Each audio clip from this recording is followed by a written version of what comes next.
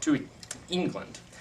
They, however, were not seen anywhere near Pine and 3rd Avenue on the night in question, regardless of what the prosecution maintains.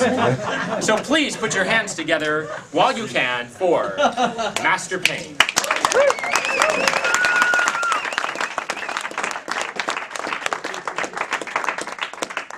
Why do I always get the wet spot? Lord have mercy. I had to. It's a curse. Of course, now the lighter won't work. Hey! Tonight, a tale of ancient Greece, who believed that the first person ever to walk upon the face of the earth was named Pandorra, created by the hand of their god Zeus. And so pleased was he of his creation that he bestowed upon her a necklace constructed of the miseries of man. A strange gift, true, but Zeus knew how the ladies went for the jewelry. Objectifying, I know. Now, one would assume that a bauble created out of such atrocities would be a dangerous thing to place around one's throat. But Zeus, in his infinite wisdom, had seen to it that as long as the beads remained strung upon their strand, no harm would befall whoever's neck they adorned. Yet Hades, lord of the underworld, ever jealous of Zeus's place in the pantheon, vowed revenge. And so, on a moonless night, he hied into Pandorra's bedchamber and surreptitiously removed the string from the strand. This he handed to an evil minion. You, sir, look to be sufficiently minion-y. Are you, in fact, evil?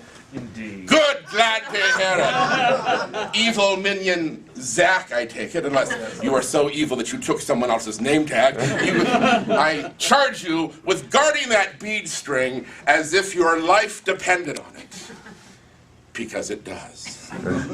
And so, with the bead string in possession of evil minion Zach, that is why the next day when Pandorra opened up her necklace, the beads were flung to the 4 corners of the world, much to her dismay.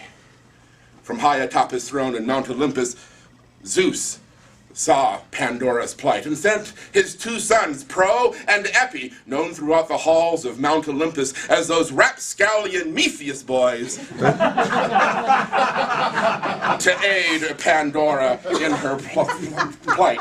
Epimetheus, atop his magical horse, Pegasus, flew to the 4 corners of the world and gathered the beads one by one, while his brother Prometheus ventured to the underworld to retrieve the bead string.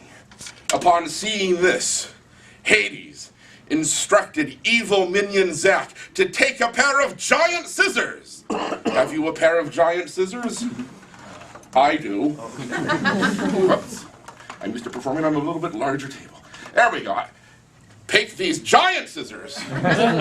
They were owned by a giant. And cleft that bead string in twain, which means cut it in half. Perfect. Hold your handiwork up so that all may see. Give him a round of applause.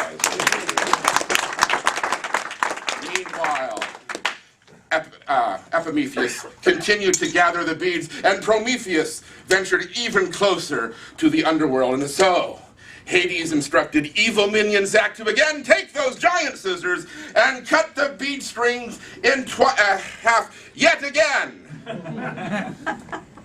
The tension mounts. Huzzah! Hold your handiwork up so that we all may marvel. With a round of applause for evil minion Zach. And so, finally, Epimetheus gathered the last of the beads. Prometheus burst into the underworld. And so, Hades instructed evil minion Zach to once again cut the strings in twain one last time. Let me see what you did. Excellent. Give him a big round of applause. I will take the scissors. and Prometheus wrested the pieces away from evil minion Zack simply by asking for them. So, the bead string rent asunder. It was Prometheus' job to actually restore it to its original state, just like so.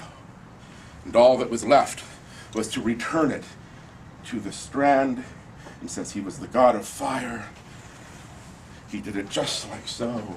And that is how the beads returned strong upon their strand, and all was right with the world.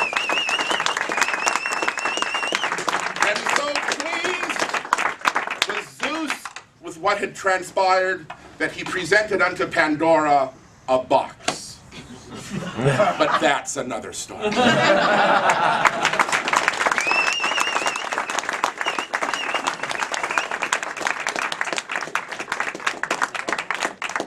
Master Payne.